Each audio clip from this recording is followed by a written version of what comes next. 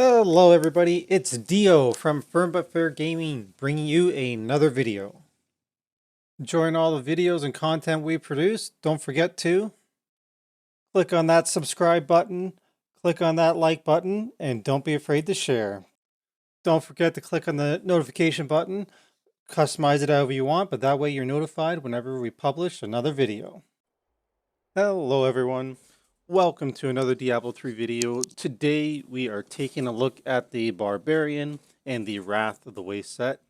So for those that are unfamiliar with this set, let's just go over the bonuses. So for the two-piece, we increase the damage per second of Rend by 500%, and in its duration is increased to 15 seconds. So this is a Rend build. That is our main damage ability. And then also it is a Whirlwind build as well, which comes into play for our four-piece.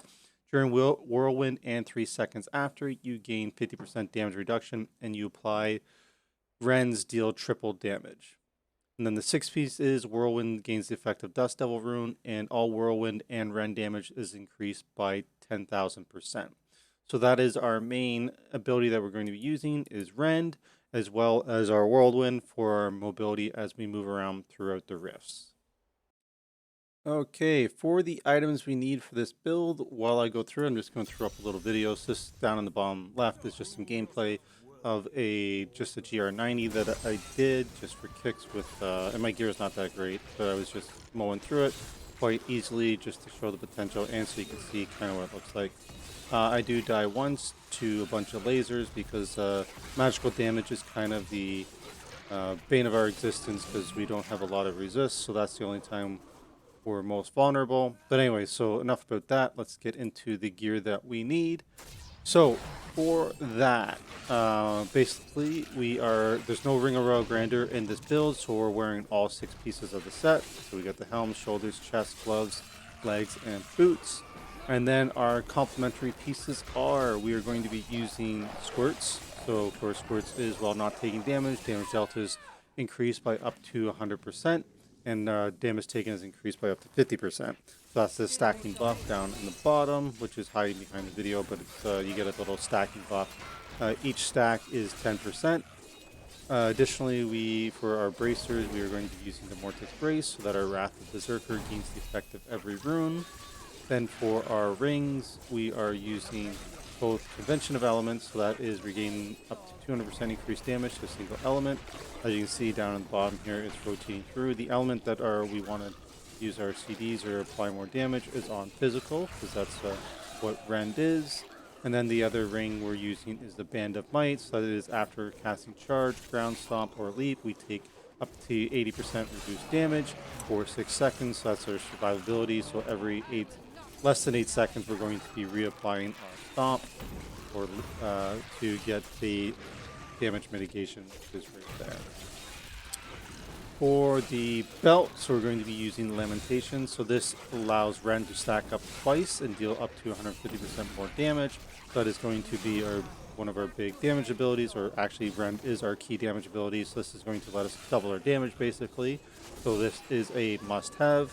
And then for our weapons, we are going to be using the Slanderer Rogue. So every time we spend a primary resource, we gain 6% attack speed and damage and armor for 5 seconds. Yeah, and this stacks up to 5 times. So this is the primary one for the push build. You can use the Bokathas weapons early into the build. I actually don't have them so at the moment, but that is the one where as you're whirlwinding, you get increased movement speed and rage generation, and that just helps you stay at 100% fury. But that is not the high-end one. That's kind of the introductory one. So if you're having trouble with this build, go get the Bokathas weapons and then try it, and you'll probably find that it is a lot easier. You just won't be able to push as high.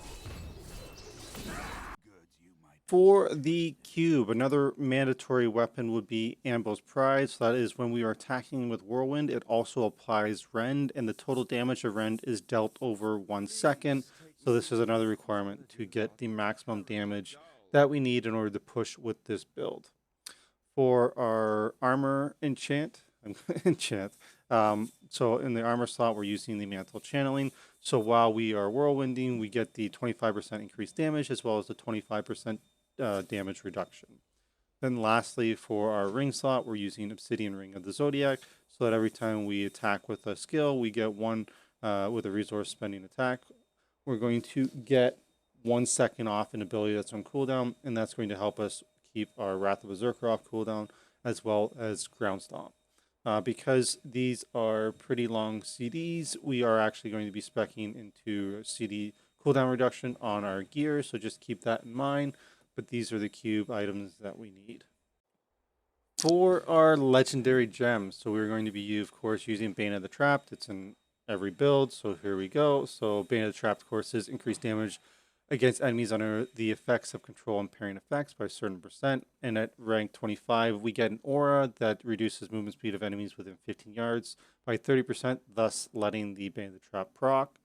We're also going to be using Stricken, Bane of the Stricken. So each attack we make against an enemy, it increases damage they take from our attacks by a certain percent, and it stacks. So every subsequent attack keeps building the stacks up. So we need this for when we're pushing later to help take down elites as well as Rift Guardians.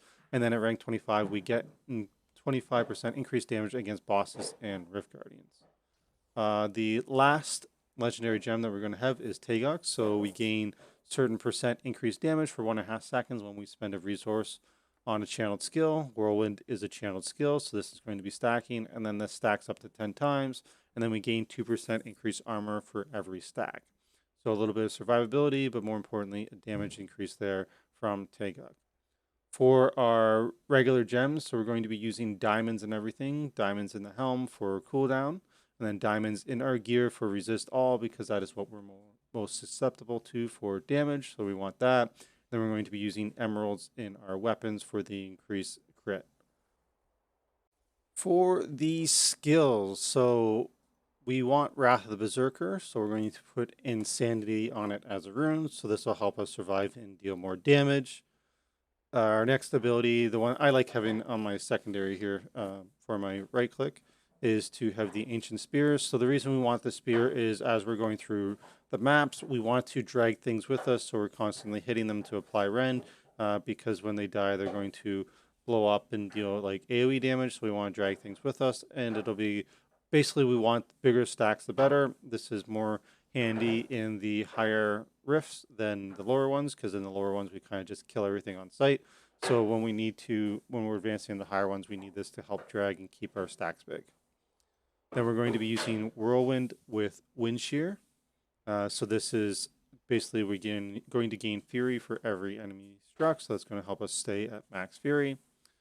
We're also going to need Ground Stomp with Wrenching Smash, so this is going to proc our Band of Might and give us that survivability. And it also stuns enemies after we stomp. We're going to use Battle Rage with Sword to Plowshares, so it's going to last for 2 minutes and give us increase our damage and critical hit chance, and then critical hits actually heal us. And then our last one is the one that we need to deal damage, is Rend. So we're going to have Rend with Bloodbath, so killing enemies with Rend causes nearby enemies to bleed.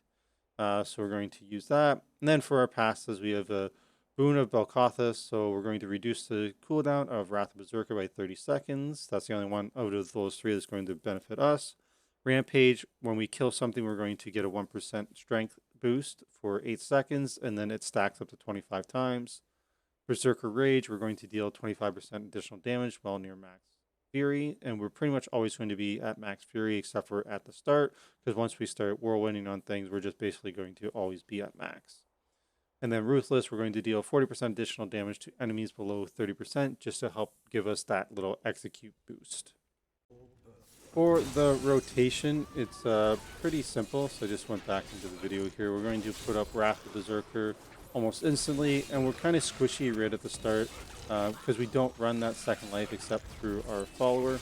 So, and we're kind of weak until we get the stomp. So we want to make sure we have Wrath Berserker up, get on top of something to stomp, generate the rage or the fury that we need in order to start whirlwinding, and then we'll be good to go. And once we're whirlwinding, we have that additional damage mitigation from the Mantle of Channeling. And so then that helps quite significantly, plus our set bonus. As you can see here, things are kind of just dying. So basically, as we're just spinning on top of things, they're going to be getting applied with Rend. And here's just an example of why we're so susceptible to magic. I should have obviously not done that, but that just shows how squishy we are against it. And then when you spawn, you're kind of squishy, so we gotta get that stomp off to get the rage, or sorry, the fury in order to start whirlwinding. But basically, as we're going around, there's not much to it other than just making sure that you're stomping every 8 seconds or less to keep up our Band of Might, and then keeping in Wrath of Berserker off cooldown, so as soon as it's off, kind of go back into it. The only thing that we can do is you can actually manually apply Rend. So Rend we want to apply during our physical cycle, so if you watch this convention elements, it's now into fire. When it comes back into physical, you can manually hit the Rend button and it will apply a stack of Rend during your physical, thus dealing more damage. But if you don't do that, like, it does get applied automatically as you're just whirlwinding from Ambo's Pride. But we can obviously apply it during our conventional element cycle on physical, where we know it will deal. That brings us to the end of the video. If you have any questions or comments about the build, please let me know. This is a kind of familiar build. It's been around for a number of seasons now. It's pretty reliable. It's a little bit behind the Raycore set, as that is still leading the way in Season 26, but it's still a solid build here with push potential for sure. So yeah, if you have any questions, let me know. I'll do my best to answer them. As always, we appreciate it. Like, share, and subscribe. So please click those buttons, and also keep coming back. We're going to have more videos for other classes and maybe even some of the more unconventional specs. We might do some fun with those as well. So keep coming back and check those out. And I hope you're having fun here in Diablo 3 in Season 26.